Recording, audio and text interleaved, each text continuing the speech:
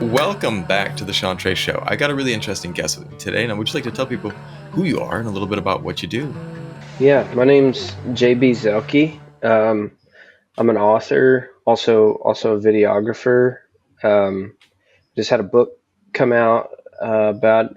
It's been a little over a year now since my book came out, and the book is called The Lost Cowboy, and it's a memoir. And the short version of it is I spent a small portion of my life from the age of 21 till 25 traveling around the world working as a cowboy on 6 different continents. So just found ranch jobs all over the world and saw some pretty crazy stuff in the process.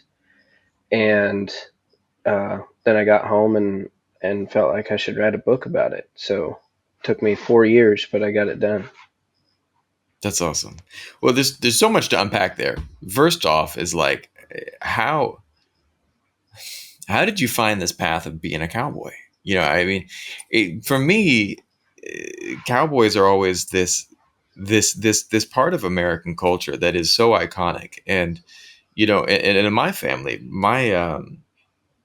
my great grandma were everyone was ranchers, and they were based out of Arizona, had about 5,000 cattle, and that was the way of life. And sadly, I didn't get to see that. I didn't grow up with that. They all then got money and moved to the city, and I was just like, man, come on, guys. Just would have been really cool to see and to grow up around. But I grew up around horses with my uncle. Had a bunch of horses when I was growing up, and you always, as a kid, I always, would want to be a cowboy and just spend all my time up near the horses that I could. But how did you come to this career, this way of life? How did it find you? So mine it's I guess it's a less common path, but my family had nothing to do with agriculture growing up. So when I believe I was 7 years old, and my mom worked at the local grocery store, and we lived in a small town. So working at the grocery store, my mom knew everybody that lived in that town Yeah. because it was the only grocery store. And there was a regular customer that would come in that she owned a bunch of horses, and I've got two little brothers, and my this lady would always tell my mom, "You should bring your kids out and let them ride my horses because I've got a bunch of them. They'd probably enjoy it." So my mom brought us out there when I was real young, and but I don't think neither of my brothers particularly enjoyed it, but for me, it just kind of lit a fire in me, and it just started me down this path. So I started working as much as a 7 year old could. I'd ride my bike like an hour in each direction every day to go work for free, and occasionally make $5 or $10 here and there from this lady. And I saved that money up over a couple summers. And by the time I was 12, I bought my own horse, and with some help from my grandpa. And it was a horse that was on its way to be butchered. I only paid $500 for it, and it was an old horse that nobody really wanted, so I got a good deal on it. And then I'd take that horse and go work for people riding that horse around, moving cows and stuff like that, and I would use that money to pay for his feed. So it was a path that I chose, but yeah, it didn't come from my family. So then I as I grew up, by the time I started rodeoing quite a bit, so I was riding bulls in high school. I probably started doing that around 15. Started riding bulls, and then I went to the University of Wyoming for 4 years, and I rode. They have a team there, just like a football or soccer team. They've got a rodeo team there, so I competed. Had a scholarship, competed for the University of Wyoming riding bulls, um, and once that end, I got a lot of injuries from riding bulls. I had a lot of some broken bones, which really weren't that big of a deal, but the head injuries started to scare me. The more people talked about concussions and the repercussions of concussions down the road made me really start questioning what I was doing. So I hung that up, and It left a big void in my life, and so I was looking around for something to fill that. And traveling kind of became that. International travel became that thing that filled the void in my life. That's actually really awesome. I mean, like, and a lot to unpack there. You went down this path. First of all, I have two podcasts that I do. This one is I have three that I do for a company too. But my two podcasts are this one where I talk about inspirational people, but my other podcast is talking about money and careers and personal finance. And it's one of, like, the fact that you were working and going out and bought your own horse. That's amazing at 12. Like, that's absolutely amazing, Hmm. man. You don't hear about kids that are doing stuff like that as much. So that's really, like, bravo for for you to do that. um, I'm sure that horse was one that you really valued and appreciated because it was something that you bought yourself. But as you were Hmm. going and getting into this life, what was it about it that lit your fire? You said this kind of lit your fire. What was it that inspired you about this work that was so interesting?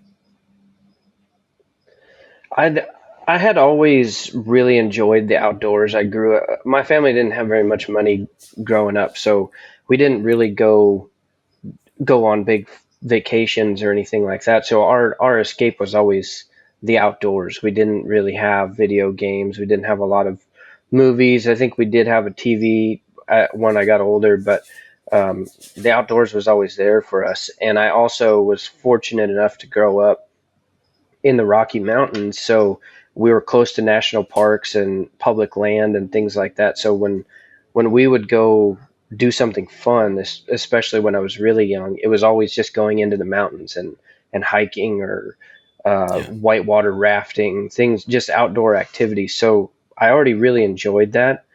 And then I guess with the horses, what really caught me with that is it was still an outdoor thing, and I think at least Americans always look up. They really look up to cowboys. It's kind of a prestigious Yeah. title, even though most cowboys are just, they've got no money. It's really not that great of a job when you look at it from a financial standpoint, but there's a lot of honor behind it. So I saw that as a little kid also. So that kind of pulled me into it. I also rode dirt bikes a lot when I was, still do. But it was exhilarating, and I think horses were that same. It was a different type of adrenaline rush, I guess. But if you think about humans just sitting on an animal that size and being somewhat in control of it, that's pretty amazing. So I think that was a part of it as well. I like I said, I grew up around horses, and I still have this deep love for them, and I just am always following 666 ranch, six six six Hmm. six ranch, and just following such beautiful animals. And just, I love watching all of the photos they post of all the horses, and the lineage of some of these, and just some of the rodeo events are absolutely amazing to see what Hmm. people are able to do with an animal of that size. It's unreal to think about that. Hmm. Certainly driving vehicles, you see someone who drives F1 and what they are able to do with this vehicle. It's also absolutely insane, that there is the ability um, to maneuver some large thing. But, like, with an animal, uh, an F1 car doesn't think. It doesn't have its own opinion. But a horse, you certainly, the horse you ride, Exactly. hopefully, is one that you know well. But every animal has its own attitude. My dog, I love I love all my dogs. My last dog, Emma, man, she would have done anything for me. She was this beautiful pit bull. She was a sweetheart. She was the best dog I ever had.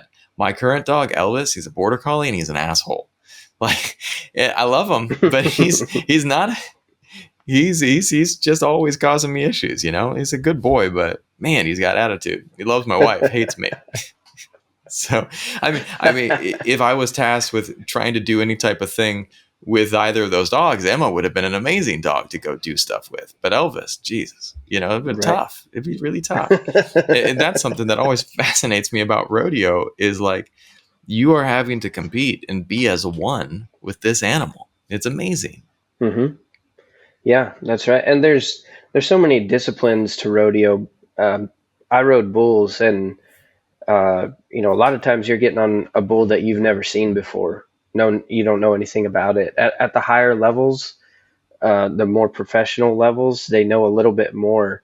But generally, if you're riding a bucking horse or a bucking bull, you've probably never seen that animal before, and so it's sight unseen. You jump on.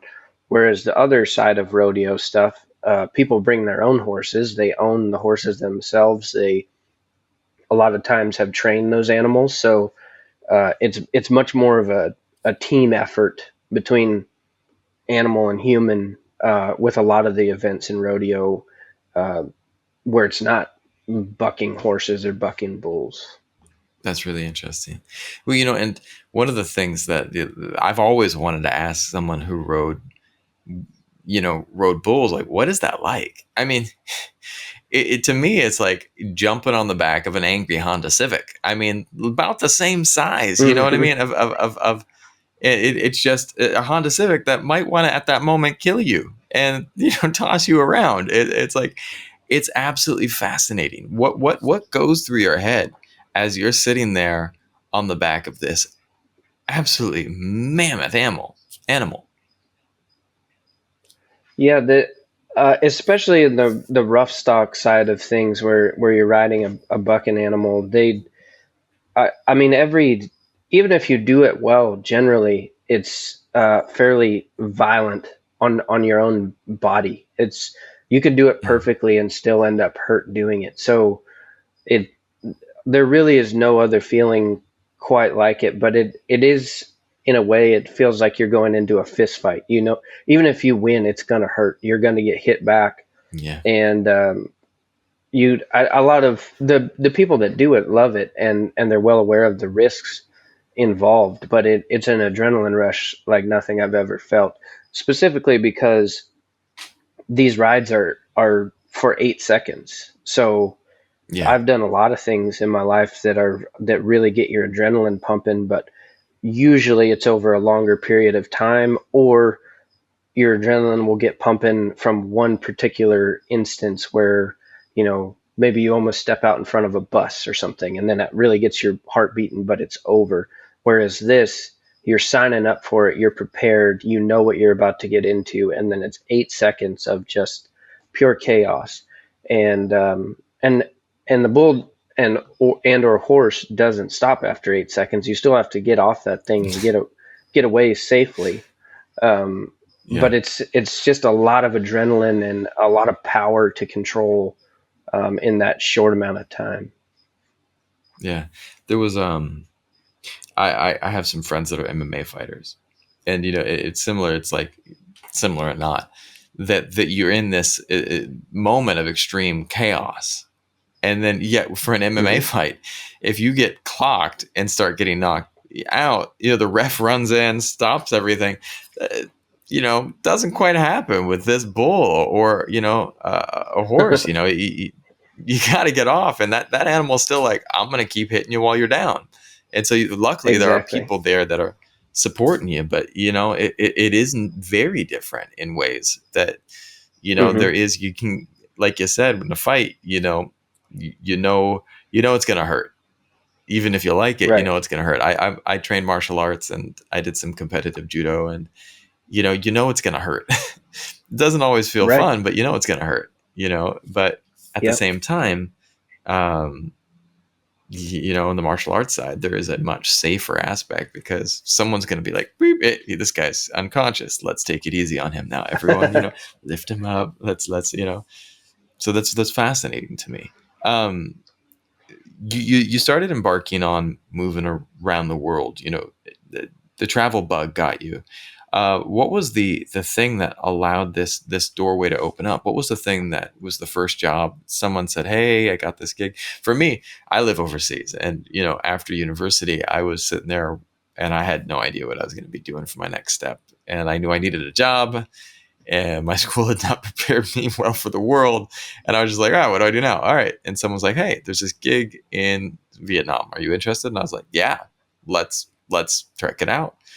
And then that just got me traveling. And now I'm back here. But what was it that pulled you? What was the thing that got you moving? So I had never travel. I didn't travel growing up, at really at all. I hadn't seen a lot outside of. You travel a lot for rodeo, but it's generally in one region of the U.S. and that's about it. So I had seen these videos on YouTube of these guys catching wild bulls in Australia, using different techniques. But they just went out in the middle of nowhere and wrangled up these wild bulls that were trying to kill them, and they were catching them. And they it had always been in the back of my mind that that would be something seemed fun to do and not a far stretch from bull riding. And there was when I was at the University of Wyoming, there was an exchange student from Australia, and so I asked her about the time that my rodeo career was coming to an end, and I decided to quit. Um, I asked her. I said, "Do you think you could get me a job over there doing anything on a ranch? Because really, all I know is ranching. That's kind of my skill set, or was at the time." And she said, "Oh, all of you Americans ask me that, and then when I stick my neck out and give you a contact or do something, nobody actually follows through on it." And I said, "No, Mm, I promise I'll follow through." And so it took some convincing, but eventually it was just pure luck that her older brother owned one of these companies that gets hired to go out and catch wild bulls. So that's awesome. she put me in contact with her brother, and her brother, at that time, he was communicating off of a satellite phone because he was so far out in the bush, there was no cell service. So he was sending all of his emails and everything off of his phone, which was hooked up to a giant satellite receiver thing. And so I asked him all these questions. I said, where, what should I bring? What will I be doing?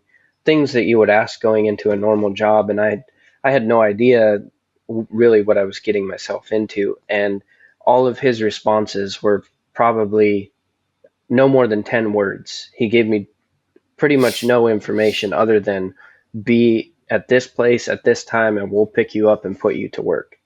So I didn't know what to bring.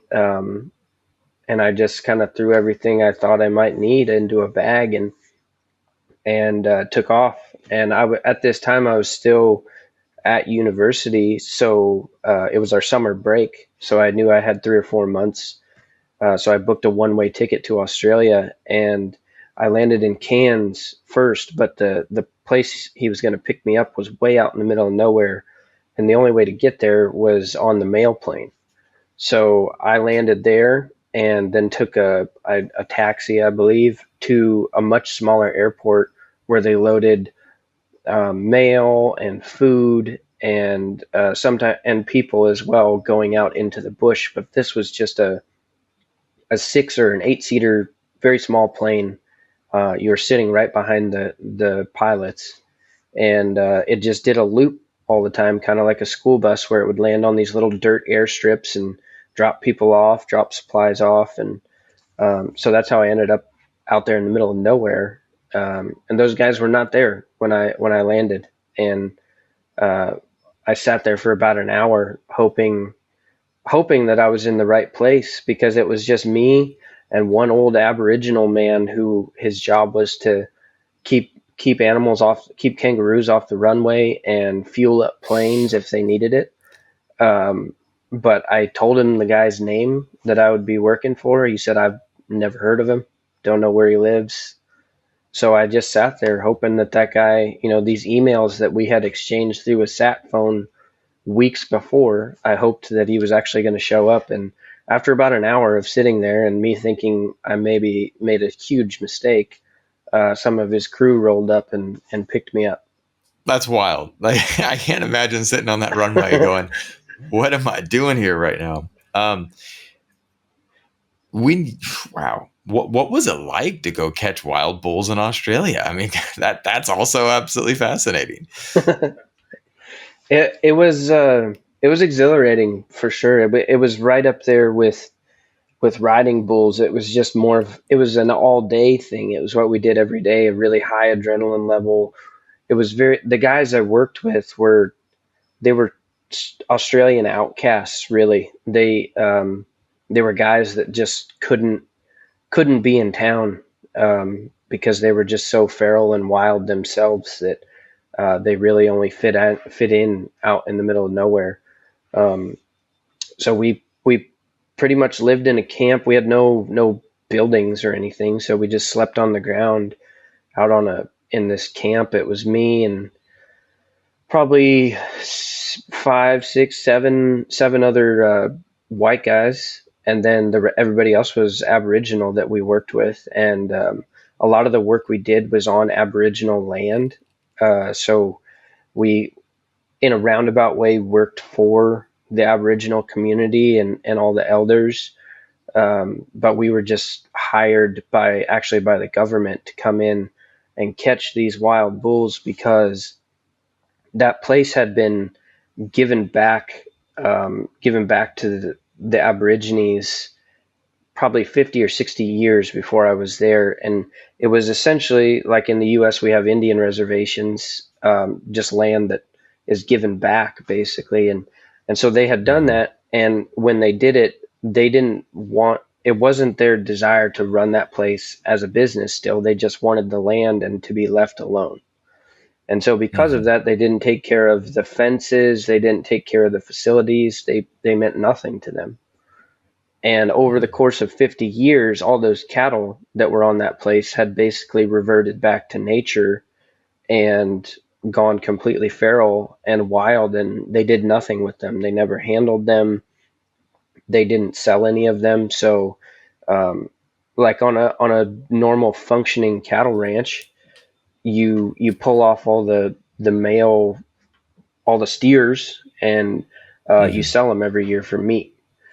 This place wasn't doing that, so it had basically gone back to being 50% bulls, 50% cows, and Wow. they That's it was problematic, our right? job to go in and yeah, it's a big problem, and it's just not efficient really. And if you're trying to make money off cattle, it's not efficient to do that. Mm. So we were tasked with coming in there and catching all of these bulls and getting it back to mostly cows with a few good bulls out there and just cows and calves. So we were essentially a cleanup operation for this place being left left to revert to being wild.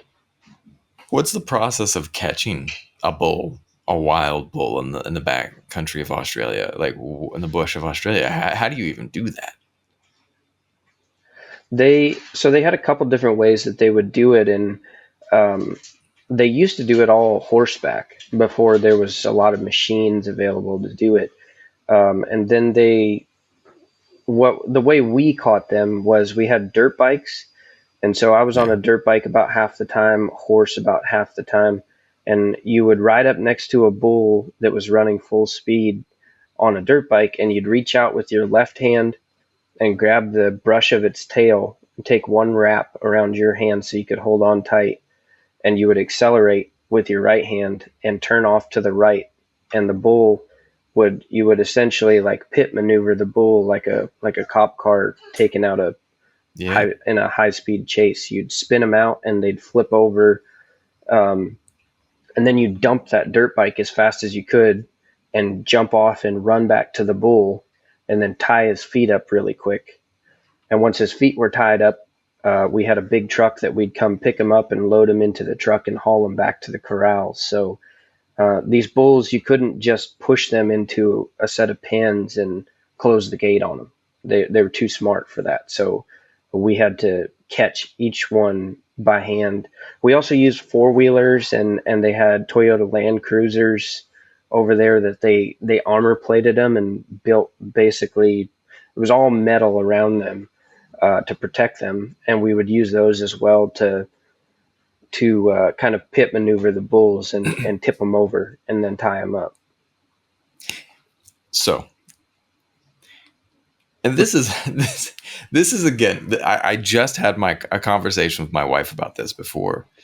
Um, you have people, and I'm not in judgment of different careers, different options, different things, but you have people complaining about their work environment in this place, in this company. Oh, I've got this toxic manager. He's just giving me problems every day. And maybe he is. Maybe he is making that person's life a living hell. And I'm not Hmm. downplaying that person's experience. Their experience is their experience. Their stress is their stress. You would ride up behind a bull at full speed on a dirt bike, reach out, grab the bull's tail, accelerate, and then turn. And you described it as this simple procedure. Like, I ride motorcycles a lot. I've ridden motorcycles for years. If you told me I had to ride up and grab a full bull running at full speed, and I mean, how much does a bull weigh? a thousand Um, kilos, 2,000 pounds. I don't know. They're huge animals, right? pro yeah, probably not quite that much. They'd be 500 probably closer pounds, to 1,500 pounds. 1500 pounds, to 700 1,500. So kilos, yeah, 1,500 pounds. the big ones. Yeah. Wow. And grab it and pull it down. See, yeah, that's amazing. That's amazing. And it's something that I think people are just not. My daughter was complaining about something the other day. Oh, daddy, I don't want to do this or that. And yet I was like, I looked at her and I was like, you've got it easy, kid. Don't complain, because Yeah. there are, we don't realize. There was something. Let me spin it this way. My daughter still is afraid of the dark, and she was like, I Hmm. was going up to cook some food, and she's like, Daddy, I don't want to be here in the dark. And she's like, and I was like, are you scared? I was like, and she's like, no, I'm not scared. I was like, it's okay to be scared. I just want to identify why you want to come with me, and so we can talk about it. And she's like, I am a little bit scared. I get scared of the dark or this bathroom. And she's like, I don't know why. I know this is our house. I know this is a safe place, but I get scared. I was like, well, if you think about it, at nighttime, the dark places was where there was stuff that was dangerous. You know, lions, panthers, things that Hmm. go hunting at night. And we live in this world that is much safer, but it's only safer because we Hmm. have a system in place that makes us feel safe. And yet at the same time, the world is not a safe place, but it doesn't mean you always have to be afraid. I heard you speak to that before on one of your podcasts that I saw you on a different podcast about stepping beyond your own fear. When you do this work, are you ever afraid? Or does that just have to Oh, be something that you don't think about? all the time. But yeah, all the time. At almost everything, any of the places that I've ever traveled, even just the nature of the work is can be terrifying. But I just think you live a very bland and kind of white bread, sad life if you never kind of push the boundaries and do things that make you afraid. And a lot of times you're afraid for good reason. I mean, there's always risk involved, and but people here say you got to risk it to get the biscuit. I mean, that's where you get the most growth. That's where you learn the most about yourself, is when you're kind of pushing the envelope, and it makes you a better person. It makes you learn every time you do that, and as life goes on, you're going to find more and more. Uh, you're going to feel fearful. You're going to find scary situations, and the more of those you put yourself through, I think the more clear you think, and the more ready you are to handle scary situations. I love that. You said that you saw some wild things on the way. What are some of the most wild things that you saw in this journey around the world? Well, Australia catching those bulls was pretty wild, just because there would. I mean, I got hurt pretty badly. I got bucked off of a horse while I was there, and that hurt me pretty bad. I had to be flown in a helicopter out of there. There was guys that caught, got horns stuck in them, got gored by these bulls. There was deadly snakes everywhere, huge crocodiles. Right? But that was just Australia. I ended up going to a lot of other places, and each place had its own different set of challenges. At Africa, for example, I think people in Africa, life is just cheap there, and they're very aware that death is always right around the corner, and they live accordingly. They're very present, but because they are aware of death, and life doesn't have a high price, that includes you, me while I Mm, was there. People don't always have your best interests in mind, or maybe they don't know any better. But I saw more dead bodies in Africa than I've ever seen anywhere else. Just people die, and that's part of life. And there are weird accidents and things like that. But um, so that was pretty wild. In Mexico, I saw a lot of like cartel gang related stuff, a lot of shooting, shootouts, stuff like that. right. So it wasn't all related to ranching. A lot of the wilder things that I saw were cultural things that were Yeah. pretty wild. I lived in Mongolia for a bit, and Mongolia, there's just no safety net. If you get hurt there, if you're out in the middle of nowhere, they're they're not flying a helicopter out to get you, because they don't even Yeah. have them. If you break your leg, you're riding in the back down a bumpy two-track road, days to get to a hospital, and that's if they can get to you with a vehicle. You may have to be taken out on a horse with a broken leg quite a ways. So it's um, all these things were pretty wild, and made me really think about my own mortality, I guess. I I understand exactly what you're talking about. When I moved to Vietnam, I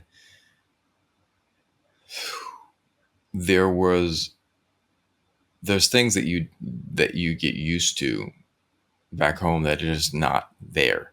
One of the things that now they're starting to get ambulances in Vietnam, but for a long time there were none. You know, Hmm. and I remember Yeah. I've seen multiple people who were subconscious, completely unconscious from whatever health ailment they were dealing with, and the family was trying to drag them into a taxi to rush them to a Hmm. hospital, and in just people pulling a body in. And I was riding a motorcycle 2 years ago out to the countryside to go with my family on a vacation, and we got outside the city, and I saw this guy head into another person and on the motorcycle, Hmm. and immediately, I studied some medicine in university before I moved overseas. And I saw this kid was going straight into shock, and everything started shutting down, and it Hmm. was massive head trauma. He was wearing no helmet. And I sat there with this kid for 45 minutes trying to stabilize his head and neck while the person passed right in front of me. And it would have been something that probably would have been able to save in a different place. And it's so interesting that Hmm. you describe what you're describing, because we don't understand there's a whole other world out there. And our own Right. world could be at that place if if Hmm. things are not, kept where they are. What motivated you then to write your book? What was that thing that you felt said, you know what, I need to share this story. I need to help people see what I saw. When I was in Mexico, there was one night. I was working for a he. We mostly were farming corn, but he also had some cattle and apples and things like that. But I was living in rural Mexico, where the cartel wars were very real, and you'd see it I'd see signs of it every day. Run into talk to hear from other people about it. And there was one evening where I went out with some of the guys that I was working with who were about my age, mid early to mid 20s, and they got a phone call from our boss, and the boss said, "Do you have the gringo with you?" And they said, "Yeah." "Why?" And he said, "Get him back to the house right now." And he didn't say why, but we went back as quick as we could back to the house I was staying at, and I was staying with my boss's mother, and she was an old lady, probably 80 years old. And I got back to the house, and they dropped me off, and we had been sitting on top of this hill, um, just overlooking the town, me and the other guys, and we heard a couple, kind of explosions or loud things, and I thought they were fireworks. Uh, at least that's what they told me, so I didn't think too much of it. And when we got back, it had gotten considerably louder and much worse. There was a lot more of it happening, and my the grandma let me in the door. She went to lock it behind me, and her hand was shaking so bad she couldn't lock the door. So I locked it for her, and I said, "What's the Why? What's wrong?" And she said, "Don't you hear that? There's a big gunfight happening in the street. Did you not even know that was happening?" And Mm. it was only then that it clicked that those hadn't been fireworks the whole time. They were gunshots. They were people, it was a turf war happening outside. And so I wasn't in any kind of significant danger. It wasn't like they were coming after me, but there was some dangerous stuff happening right there. And so she told me, just go back into the room you're staying in and lay down on the floor below the windows so you don't catch a stray bullet. This was a Mm. big concrete house, so it was fairly safe, but didn't want to catch a bullet coming through the window. So I was laying there on that cold concrete floor, uh, and it was right then that I got to thinking, after all this stuff that I've done, I've verbally told these stories to a lot of my friends, but no single person has every story that I have in my mind, and I don't want to take these stories to the grave with me. So I should probably start writing them down. So after that gunfight, once that all ended, the next day I started kind of journaling and writing down all these things that I was doing. And it wasn't until I got back to the U.S. that I sat down with my laptop, and I was working for my grandpa at the time. um, I was helping him. It was the middle of winter, and we had a lot of our calves being born at that time. So I would work the night shift and check all night long on these cows and calves to make sure they were doing okay. But I would check every hour on the hour. So in between these hourly checks, I would sit down and write. And so the entire book was written in a barn in the middle of the night. It took me 2 years, 2 different seasons, I guess, of doing that. But I wrote the whole book in a barn or sitting in a pickup. That- That's awesome. That's really awesome. If you could boil down the message of your book to a short thought, what is it that you would like people to know in reading your story? I think it would be, um, kind of, I already touched on it a little bit, but I think it's the idea that I try and let people see is to push the envelope, to do things that are outside of your comfort zone. Um, that was, if it all boils down to one thing, it would be that. And that doesn't mean, um, I would never push somebody to go try and retrace my steps.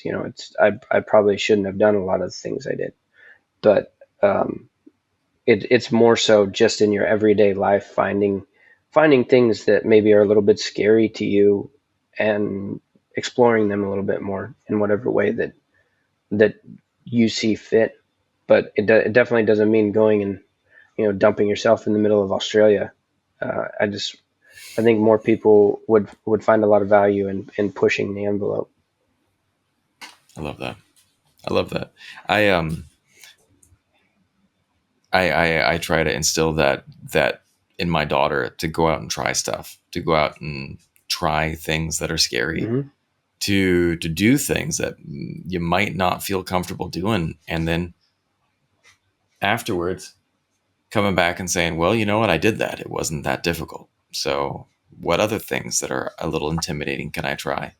And you slowly grow step by Mm-hmm. step, because we all get into our boxes. I was playing, my daughter was watching too much YouTube, and I'm not a huge fan of too many videos, and so I was like, all right, well, let's find something else.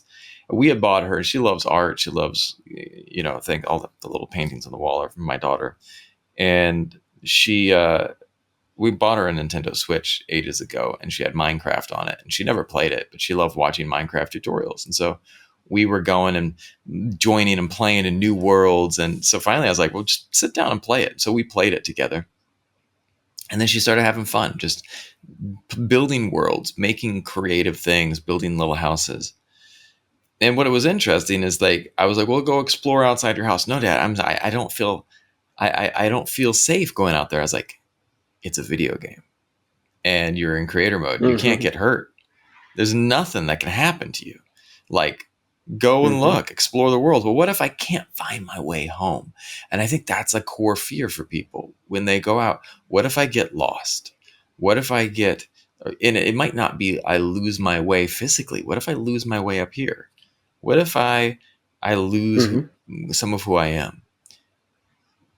And I try to tell people, but you come back, you grow. It forces you to grow. It forces you to have to adapt to the situation. When I go back to move back to the US, I will be different. I will have changed by my experience overseas. But I will hope that the person that Mm-hmm. comes back will be a richer person than the person who left. A person who brings with them eyes that have been opened to just different ways. I view safety so much differently now after living overseas, and Vietnam's not a very dangerous place. But a short time ago it was. Short time ago it was a very dangerous Mm-hmm. place for people from the country I'm from to be.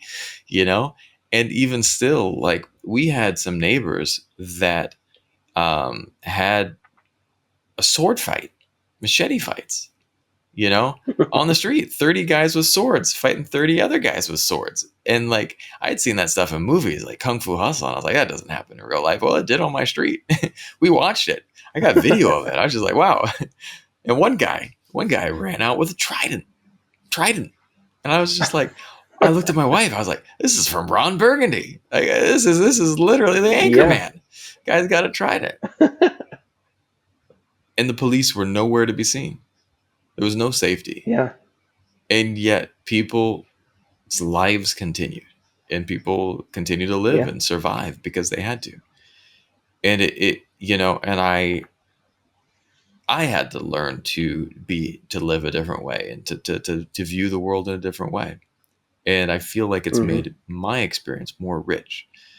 And yeah, so open your eyes, travel the world, see what you can see. If you could, what's next? What are your upcoming plans? Is there another book in the works? What do you want to be doing for your next steps? Uh, I think that there may be another. I'm not currently writing a book, but um, I'm not going to rule out the possibility that there may be another one.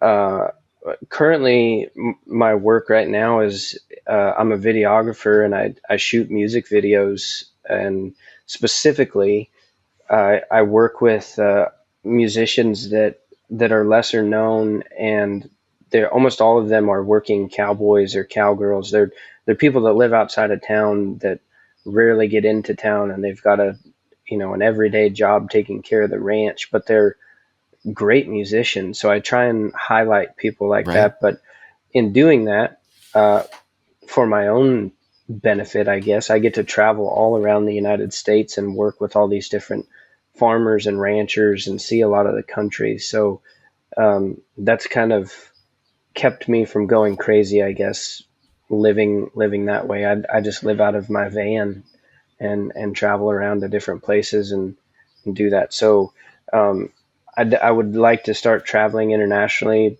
again.